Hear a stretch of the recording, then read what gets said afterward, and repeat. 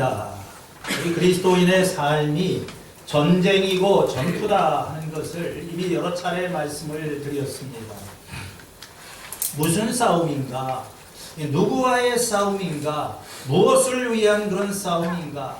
이걸 잘 알아야 되겠죠. 이스라엘 백성들은 가나안 땅에 들어가서 그 땅을 차지하기 위해 그 원주민들과의 힘든 싸움을 해야 했습니다. 그 다음에는 그들이 정착한 다음에는 자기들 내부에 있는 그런 문제들, 그런 것과 더불어 씨름을 하는 그 내부의 적들과의 싸움을 하기도 했습니다. 사도 바울은 우리의 싸움은 인간을 상대자로 하는 것이 아니라 통치자들, 권세자들, 이 어두움의 지배자들과 세상에 있는 악한 영들을 상대로 하는 것이라고 그랬습니다. 영적 싸움입니다. 우리의 싸움은 인간을 상대자로 하는 것이 아니다. 사람을 상대로 싸우는 것은 피곤하고 힘든 일입니다. 그렇지만 어떤 때는 이러한 싸움이 불가피할 때가 있습니다. 우리의 사랑하는 신앙 공동체가 악한 영들의 조종을 받고 있는 이 악한 사람들에 의해서 장악되고 있을 때, 이런 사람들의 잘못된 영향이 어떤 사람에게 미쳐가고 있을 때 우리는 싸워야 되겠죠. 오늘 우리가 읽은 이 고린도 후서의 말씀 가운데 이러한 바울의 심경이 잘 나타나고 있습니다. 고린도 교회는 사도 바울이 1년 반 동안 선교 여행을 하는 동안에 머물면서 개척하였던 그에게는 특별한 교회입니다. 그러나 사도 바울이 떠나간 다음에 이제 그와 어떤 다른 복음을 전하는 거짓 교사들이 외부에서부터 들어와서 고린도 교인들의 마음속에 잘못된 영향을 미치고 사도 바울의 어떤 인격과 성품과 신뢰성에 흠집을 내는 그런 혼란이 생기게 되었습니다. 이런 것에 대해서 사도 바울은 이제 뭔가 대답을 해야 될 필요성을 느끼고 기록한 것이 고린도 후서인 것입니다. 오늘 이 말씀에 보면은 싸움에 관련된 그런 이야기가 나옵니다. 내가 그리스도의 온유함과 관대함을 힘입어서 여러분에게 권면합니다. 어떤 사람들은 말하기를 얼굴을 마주대하고 있을 때에는 바울은 유순한 사람이지만 우리를 떠나 있을 때에는 강경해진다. 비겁한 사람이다. 이렇게 바울을 비판하는 사람도 있습니다. 그래서 바울은 말하기를 내가 청하는 것은 내가 여러분을 가서 만날 때에 이제는 강경하게 대하는 일이 없도록 해달라. 우리가 육정을 따라서 처신한다고 여기는 사람들에게 나는 확신을 가지고 담대하게 대하려고 합니다. 무슨 얘기냐면 난 싸우고 싶지 않다는 겁니다. 그러나 싸워야 된다면 난 싸우겠다. 문제를 직면하겠다. 해결하겠다. 그렇게 이야기합니다. 그래서 오늘 이건 이 3절 이하의 말씀을 보면은 이 어떤 전쟁과 관련된 표현들이 많이 나와 있습니다. 나는 지금 전쟁 싸움을 하는 것입니다. 나에게는 견고한 요새라도 부술 수 있는 강력한 무기가 있습니다. 나의 목표는 모든 높아져 있는 이 성벽들을 무너뜨리는 것입니다. 그리고 그 안에 살고 있는 사람들을 포로로 잡아서 예수님에게 굴복을 시키는 것입니다. 첫 번째 우리가 생각하고자 하는 것은 싸움의 대상과 싸움의 무기, 싸움의 대상인 것입니다. 3절 말씀을 보면 한번 보여주시기를 바랍니다. 오늘 바울은 이렇게 이야기를 합니다. 우리가 육신을 입고 살고 있습니다마는 육정을 따라서 싸우는 것은 아닙니다. 어떤 사람은 바울을 보고 저 사람은 호전적이고 전투적이고 저 사람은 이렇게 싸움을 하게 될 때 뭔가 육신적으로 세상적으로 우리한테 싸움을 걸어오는 그가 아니라는 거예요. 내가 비록 육신을 입고 있기 때문에 육신 가운데 살고 있지만 나는 육정에 따라서 무슨 속임수를 쓰거나 그렇게 하는 것이 아니라는 것입니다. 4절의 말씀에 싸움에 쓰는 우리의 무기는 육체의 무기가 아니라 하나님 앞에서 견고한 요새라도 무너뜨리는 강력한 무기입니다. 강력한 무기입니다. 우리는 거짓이나 속임수나 이런 걸 가지고 싸움, 승리를 쟁취하는 것이 아니라 우리는 이 하나님의 교전 수칙에 따라서 싸움을 하고 있는 것이고 우리의 무기고에는 하나님의 강력한 무기가 있다. 그 강력한 무기는 견고한 요새도 무너뜨릴 수 있는 그런 것이다. 여기 이 견고한 요새라고 하는 말, 옛날 성경에는 견고한 진이라고 번역이 되어 있죠. 전쟁을 하게 될 때 쉽게 함락을 시킬 수 있는 아주 이렇게 견고한 요새를 이야기를 하는 것입니다. 여러분들이 믿음 생활을 하게 될 때 우리의 삶에도 이 견고한 진이 있다고 하는 것을 깨닫습니다. 새로운 삶 성경 공부를 한 사람들은 그 성경 공부 시간에 견고한 진을 다하는 것이 영적인 과계인데, 이건 뭐냐면은 사탄이 여전히 숨어있는 어떤 우리에게, 사탄은 우리들에게 영향을 미치지를 못해요. 그렇지만 우리 안에 견고한 진을 만들어 놓고 그 안에 숨어 있으면서 영향을 미치는데, 이러한 사탄이 만들어 놓은 것을 견고한 진이다. 그걸 다양한 의미로 보통 우리가 이해를 합니다. 예를 들자면 우리가 개인적인 삶을 살면서 쉽게 끊어버리지 못하는, 교회를 다니면서도 많이 해결되고 많이 변화가 되었는데 오랜 세월이 흘러도 잘 변하지 않는 아주 이렇게 단단한 견고한 요새가 있어요. 이 복음을 들어도 또 하나님의 은혜를 받아도 쉽게 이 복음의 능력이 침투되지 않는 그 하나의 그 견고한 요새가 특정 부분이 있는데, 그게 어떤 사람에게는 교만이기도 하고, 어떤 사람에게는 이 해결되지 않는 분노의 문제, 어린 시절에 받았던 상처로의 그 쓴 뿌리, 그래서 남을 용서하지 못하는 마음, 늘 거기 가면 걸리는 거예요. 뭐 예수님 잘 믿고 평상시에는 다 좋은데 그 견고한 진, 뚫지 못하는 그런 부분이 있죠. 우상처럼 섬기는 어떤 부분에게는 이 해결되지 않은 물질, 이 탐욕의 문제, 이런 여러 가지가 있어요. 우리 국가에도 있고 개인에도 있고 그런 어떤 견고한 요새들이 있습니다. 그런데 사도 바울이 고린도 후서에서 말을 하고 있는 견고한 진은 이렇게 넓은 의미로 생각할 수도 있겠지만, 여기서의 가장 1차적인 것은 생각의 견고한 진인 것입니다. 이 생각에 의해서 만들어진 이 견고한 요새.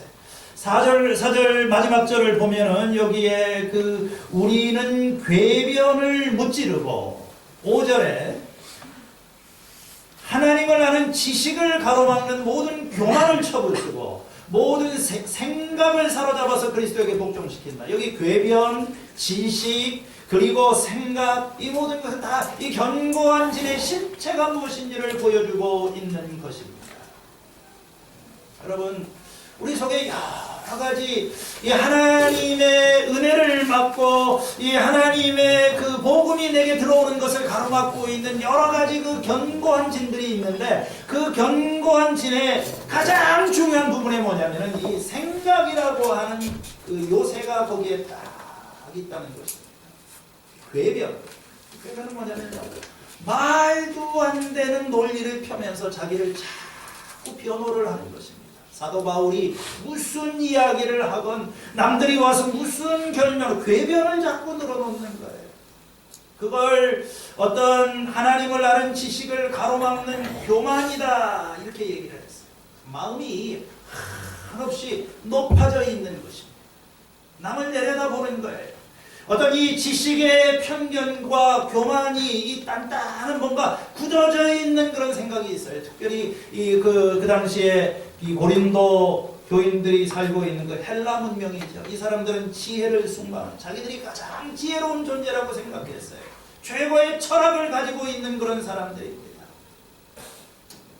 이런 사람들이 볼 때 십자가의 복음은 어리석은 것이고 다 참 무의미하게 보입니다. 이 지식이라는 것이 사람을 교만하게 만드는 거예요.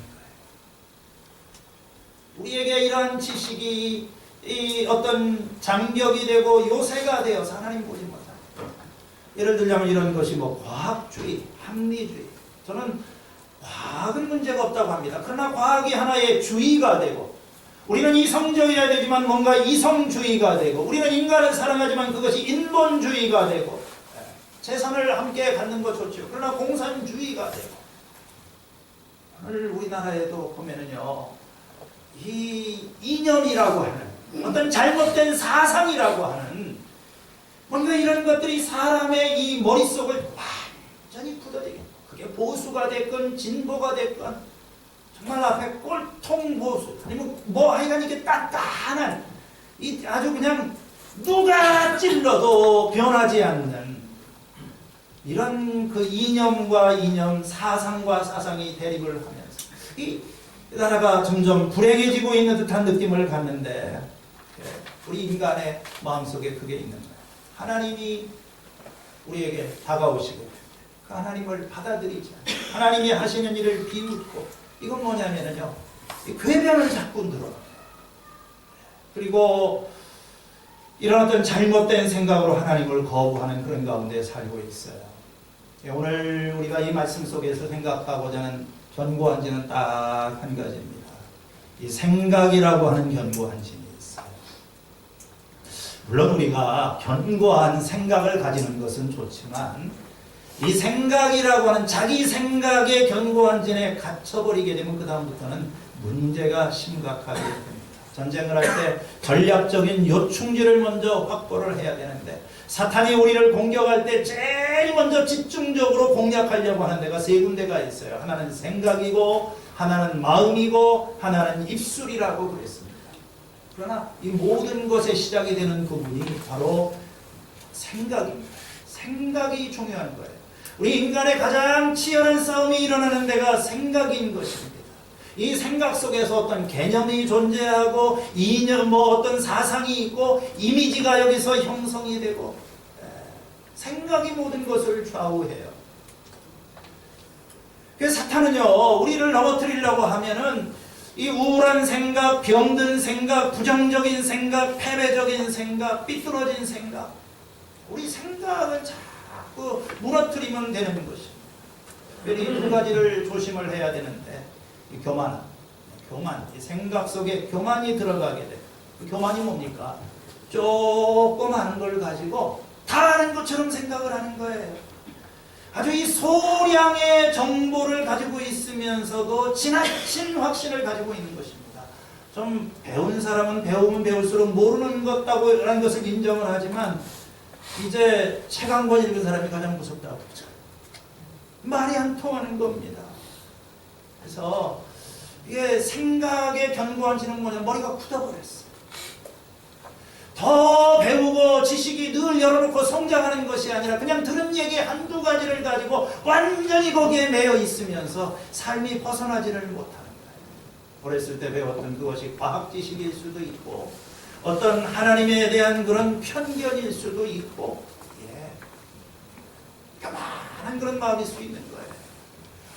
그게 어떤 사상일 수도 있고요. 그러면서 하나님의 말씀을 듣지만 이 말씀을 듣게 되게 될 때 이 잘못된 이 생각에 견고한 진이 있기 때문에 하나님을 거부하고 말씀을 받아들이지 못하는 참 지식인의 어떤 그런 견고한 진일 수도 있고 우리 모두의 문제인 것 같아요. 그러나 또 반대쪽에는 부정적이고 패배적인 생각이라고 하는 그런 요새도 있습니다. 특별히 자신에 대해서 부정적인 이미지를 가지고 있는 사람들이 많아요. 하나님은 나는 너를 사랑한다. 너는 내 사랑하고 기뻐하는 자다.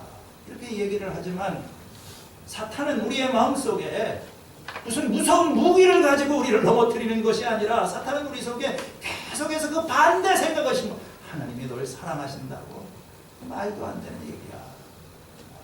넌 잘생기지도 못하고 너는 키도 작고 너는 공부도 못하고 너는 무가치한 존재고 이런 어떤 열등감을 계속해서 심어주게 되는 거예요. 아까 간증 속에도 나와 있지만 어렸을 때 뭔가 인정받지 못하고 그런 것에 대해서 우리는 끊임없이 그런 것이 경쟁하게 만들고 무엇인가를 부러워하게 만들고 하나님과의 관계에 있어서 네가 아무리 노력을 하더라도 하나님은 너를 사랑한다. 사랑의 하나님이 아니라 무서운 하나님, 진노하시는 하나님, 책망하시는 하나님. 이게 견고한심입니다. 이 생각이 계속 반복이 되면 인생은 무너지는 거예요. 오늘 우리들 주변에 보면은 우울함에서 벗어나지를 못하고 거짓된 생각에 포로가 되어 있는 사람들이 많아요. 거짓된 생각. 이게 얼마나 무서운 겁니까? 사탄은 거짓말장이고 사실이 아닌 것을 사실로 생각하고 그게 아닌데, 누가 그랬잖아요. 사실은 그렇지 않은데 마치 그것이 사실인 것처럼 남이 나를 미워하는 것 같고 남이 나에게 무관심하고 나 혼자 버림을 받은 것 같고, 도대체 이런 생각이 어디서부터 나온 것입니까? 주변에 있는 사람만 바라보고 그거 아닌데 그 잘못된 생각을 갖다가 마치 사실인 것, 저 사람은 나를 미워하는 거야. 뭐 세상은 내가 노력하지 않으면 나는 살아날 수가 없는 그런 것이야. 뭔가 이 이상한 생각들이, 이 사탄이 자꾸 우리 생각을 병들게 하고 생각을 무너뜨리는 것입니다. 우리는 새로운 삶을 살면서도 여전히 과거에 끌려다니고 있어요. 그렇기 때문에 여러분들 하나님을 잘 섬기려면 사고를 바르게 해야 돼요. 이 삐뚤어진 사고, 생각이 변하지 않은 상태로 삶이 변하지를 않는 것입니다. 우리가 하나님을 등지는 것도 생각에서부터 시작이 된 것처럼 삶이 변화되는 것도 생각에서부터 시작이 돼요.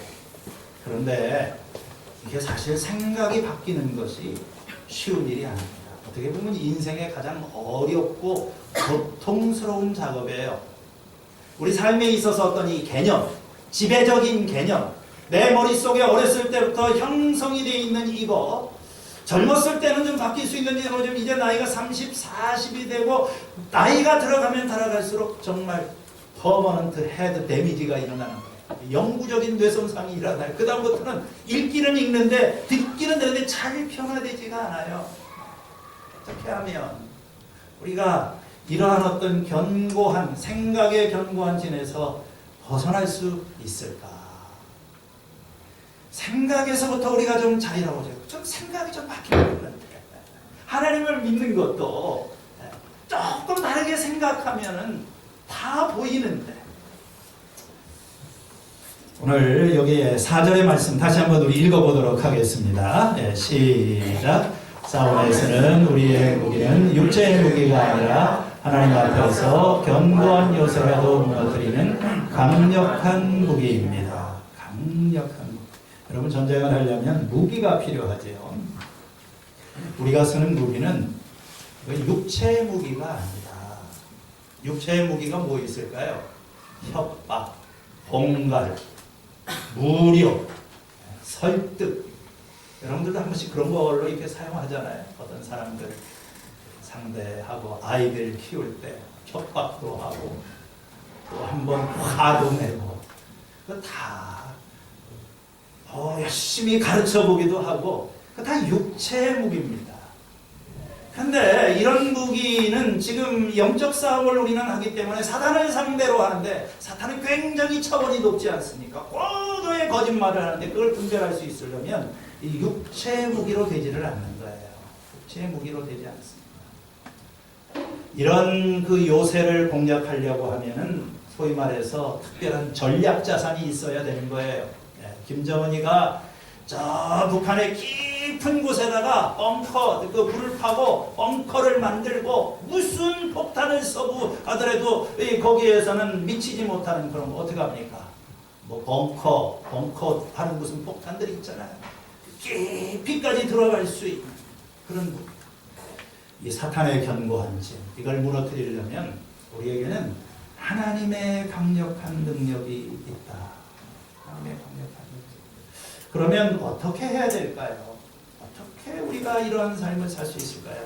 자, 우리 5절의 말씀을 다시 한번 이렇게 읽어보도록 하겠습니다. 시작. 하나님을 아는 지식을 가로막는 모든 교만을 쳐부수고 모든 생각을 사로잡아서 그리스도께. 자, 여러분, 너무 길게 말씀드리기를 원하지 않고, 생각이 변하려고 하면 두 가지가 있어요. 하나는 우리 속에 있는 이 잘못된 생각, 잘못된 개념, 이 잘못된 믿음, 이것을 우리가 쏟아내야 됩니다. 이걸 버려야 돼요. 물론 사람의 힘만 가지고서는 안 됩니다.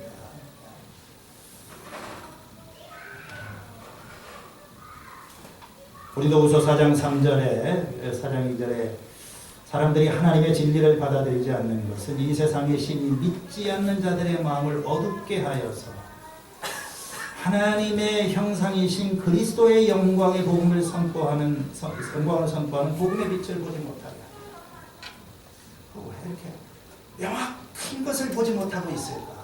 이 세상의 신이 그 눈을 가리고 있다. 하나님께서 그걸 보게 하시는데 우리 편에서 해야 될 일은 뭐냐면요, 우리의 이 모든 생각을 사로잡아서 복종시키는 점입니다. 예수님이 오셔서 다 해결해 주셨습니다. 마귀를 무찌르셨어요. 저 성벽을 무너뜨렸습니다. 이건 우리가 못 무너뜨리는 거니까 이 하나님의 강력한 무기가 예수 그리스도의 십자가라고 하는 무기를 통해서 이 죄의 무거운 장벽을 다 무너뜨렸어요.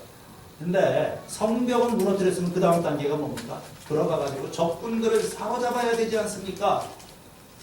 전쟁에서는 승리를 했는데 적군들이 여기저기 흩어져 있으면서 이걸 포로로 잡지를 못하면, 사로잡지를 못하게 되면 계속해서 나에게 공격을 가하는 거예요. 그렇죠? 여기 생각을 사로잡는다고 하는 말이 원래는 이 전쟁 포로를 잡는다고 하는 그런 말인 것입니다. 여러분, 우리가 예수님 믿고 자유를 얻고 하나님의 자녀가 됐는데 왜 우리의 삶이 자유롭지를 못한가? 자꾸 이 그 적군들을 사로잡지를 않으니까, 완전히 그 잔당들을 포로로 잡지를 않으니까, 그래서 복종시키지를 않으니까 계속해서 공격을 당하고 상처를 받고 그런 겁니다. 그렇다면 이 내 생각을, 잘못된 것들을 사로잡아서 한다는 것이 이게 어떻게 가능한 것일까? 이게 사실은 쉽지가 않죠. 왜냐하면 내 마음이 내 원하는 대로 되지 않기 때문에 그래요. 내 속에 벌써 이 반항심이, 난 하나님을 믿고 있지만 어디든지 예배를 드리고 있으면 이 어떤 반항하고 싶은 마음, 하나님을 거스리는 마음이 나에게 있어요. 난 이 길로 간다고 생각하면서 자꾸 저걸 원하고 있습니다. 기도해야 될 필요성이 있지만 또 이쪽으로 생각이 표류를 하고 있는 것입니다. 좀 의도적인 훈련이 필요한데, 그게 아까 말씀드리는 것이, 하나는 이 잘못된 생각, 파괴적인 생각, 이 하나님에 대한 어떤 부정적인 생각, 그것이 어디서부터 생겼든 간에 이걸 자꾸 비워야 됩니다. 여러분 생각을 너무 믿지 마세요. 사람이라는 게 참 희한한 것이 자기가 뭘 생각하면 그게 진리인 줄 아는 그런 경향이 있습니다. 저도 그렇죠. 내 생각이니까 자기 생각은 옳다고 생각하는 거예요. 그러나 내가 옳다고 생각하는 그 사실 자체가 그것을 진리로 만들어주지는 않는 것입니다.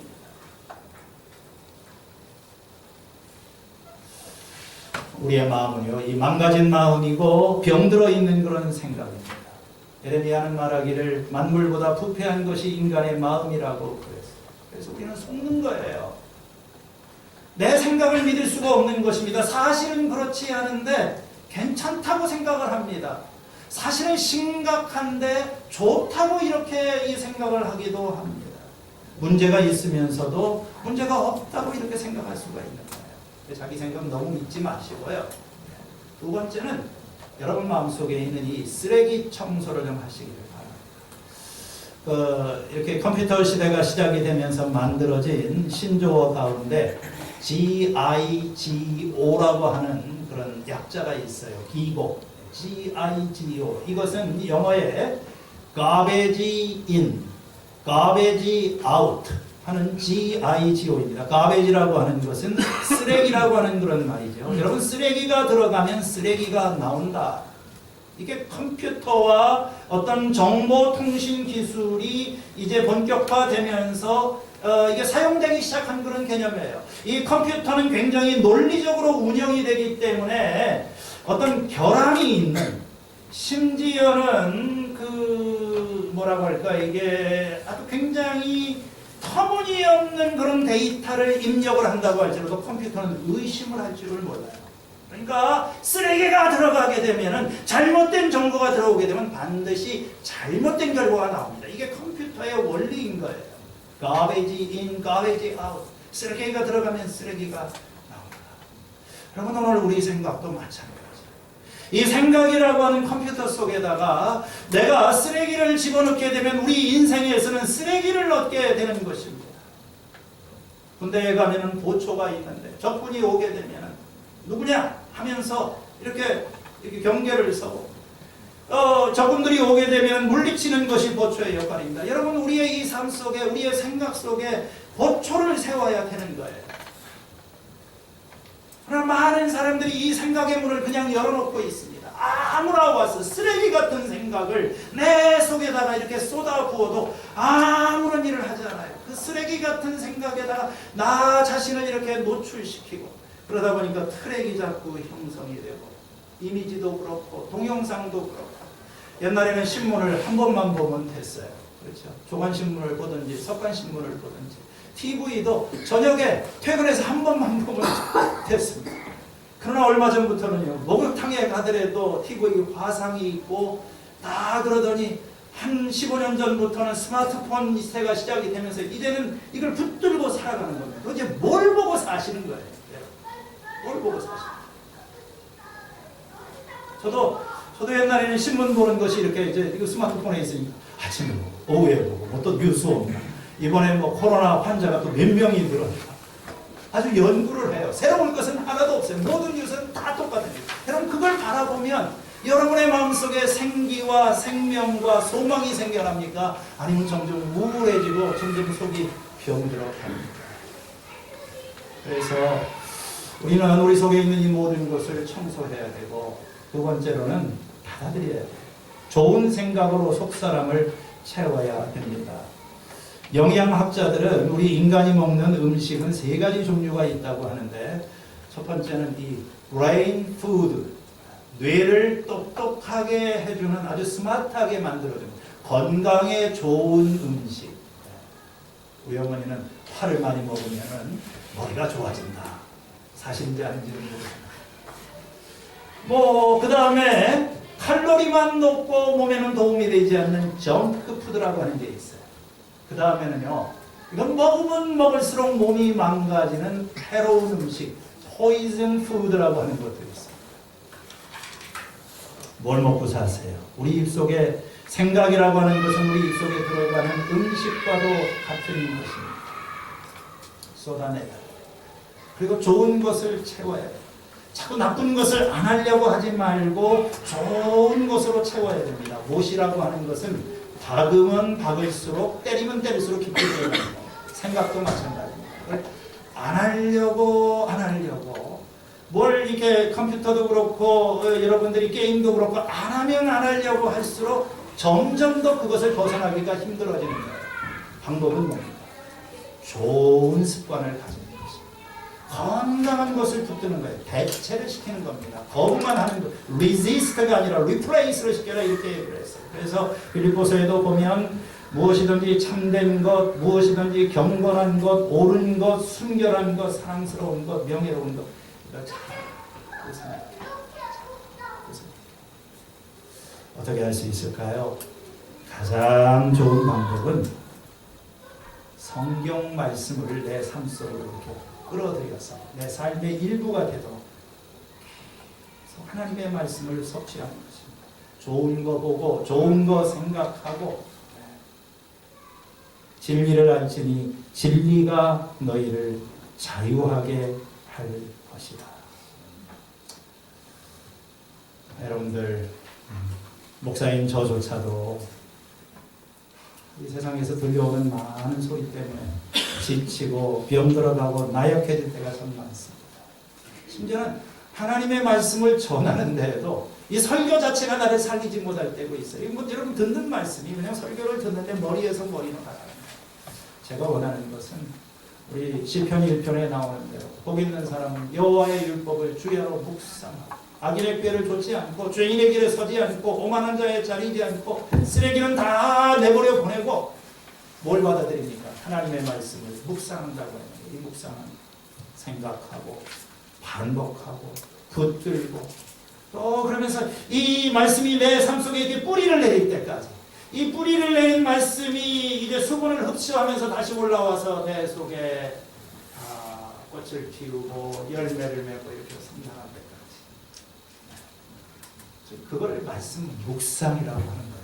그래서 오늘 우리가 올해가 시작이 되면서는 말씀 묵상으로 올 한 해를 시작하겠습니다. 다 하고 계세요? 아유, 여러 사람들이 의외로 많이. 저는 아주 이 생각이 어렸을 때부터, 오늘 간증도 다 얘기했는데, 저는 우리 집안은 아주 의심의 DNA가 굉장히 강한 집안입니다. 모든 것을 부정적으로 이렇게 먼저는 생각해요.